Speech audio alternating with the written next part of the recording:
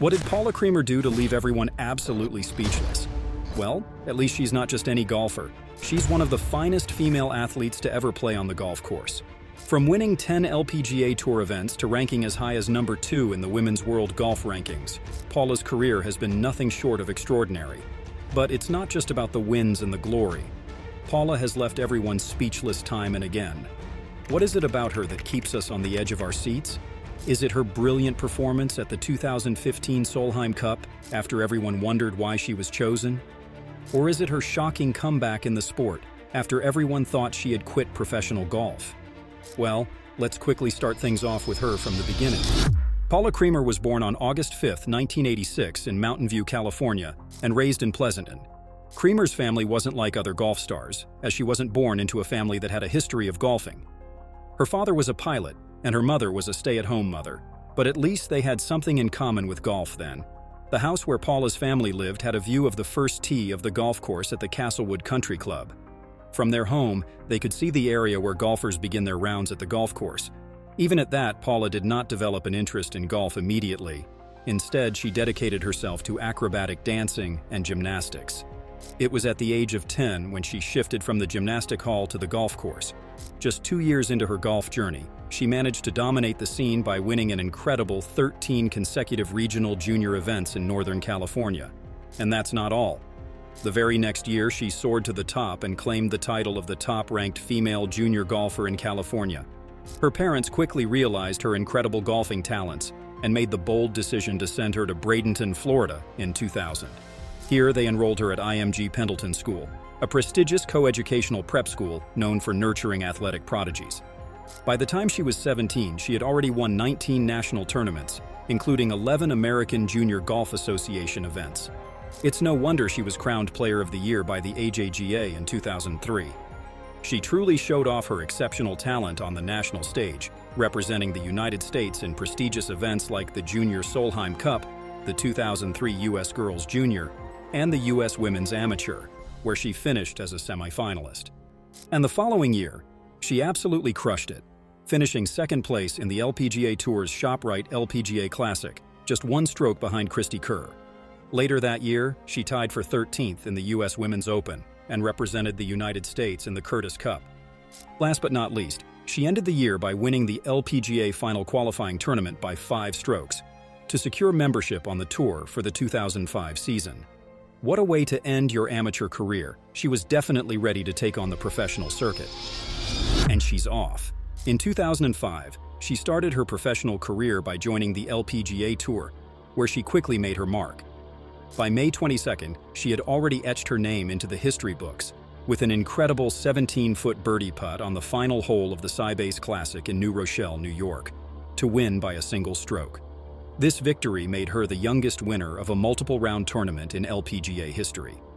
And this was just the beginning. Creamer absolutely dominated the competition, capturing her second title of the year on July 23rd by winning the Evian Masters in France with an astonishing 8-shot margin. She became the youngest and quickest player to reach the unbelievable milestone of $1 million in LPGA career earnings. By August, she had won the NEC Open on the Japan LPGA Tour and added a victory at the Masters GC Ladies Tournament 2 months later.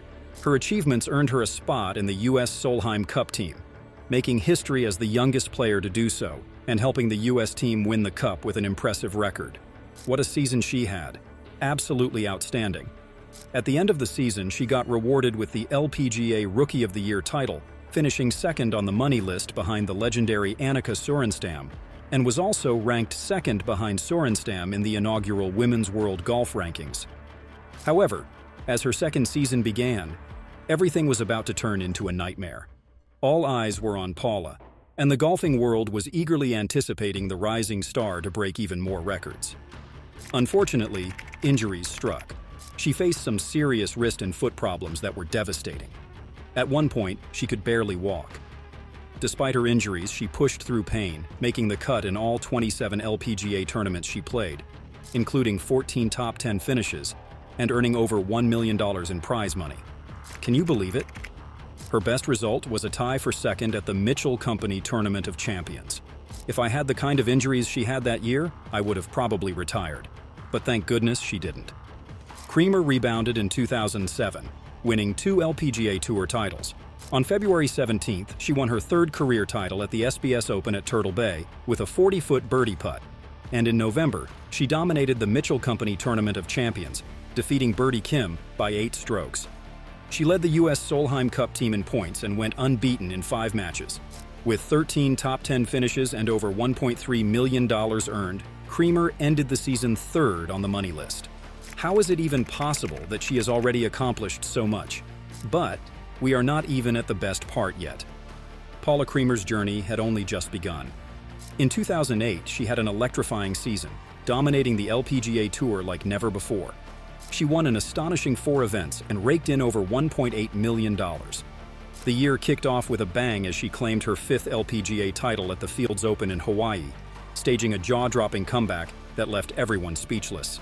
Although she faced heartbreak with a sudden death playoff loss to the legendary Annika Sorenstam at the Stanford International Pro-Am, she didn't stay down for long. She triumphantly claimed victory at the SEM Group Championship.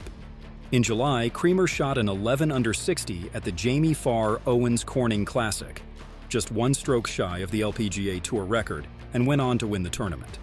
Her 4th title of the year came at the Samsung World Championship in October. However, health issues struck at the end of 2008, with Creamer hospitalized with a stomach ailment, affecting her into early 2009. Despite this, she finished tied for 6th at the U.S. Women's Open and excelled in her 3rd Solheim Cup, leading the U.S. team to a glorious victory. She ended the season 10th on the money list with over $1.1 million in earnings. Absolutely exceptional. And once again, she had another season with earnings that have soared past the $1 million mark. That's not something you see from every young player. In 2010, Paula Creamer faced a monumental setback with a devastating left thumb injury that required surgery, sidelining her until mid-year. When she returned at the ShopRite LPGA Classic, she stunned everyone by finishing a strong 7th place at 10 under par. But the real magic happened just a month later. In only her 4th tournament since her comeback, Creamer defied all odds and clinched her first major victory at the U.S. Women's Open, finishing 3 under par and an astonishing 4 strokes ahead of her closest competitors. The following season, though she didn't secure a win, Creamer was unstoppable, racking up 7 top 5 finishes and 10 top 10 finishes. Injuries may have tried to rob us of her greatness that year. In 2012, Paula experienced a thrilling yet heartbreaking moment of her career at the Kingsmill Championship. It was a battle for the ages as she found herself locked in an epic playoff with Ji Shin. After 8 playoff holes of consistent pars, darkness suspended play, leading to a resumption the following day. Creamer eventually bogeyed the 9th playoff hole, ultimately conceding victory to Shin in what became the longest 2-player playoff in LPGA Tour history. And just when you thought she couldn't bounce back any stronger, she absolutely dominated the Women's British Open the following week, securing an impressive 3rd-place finish.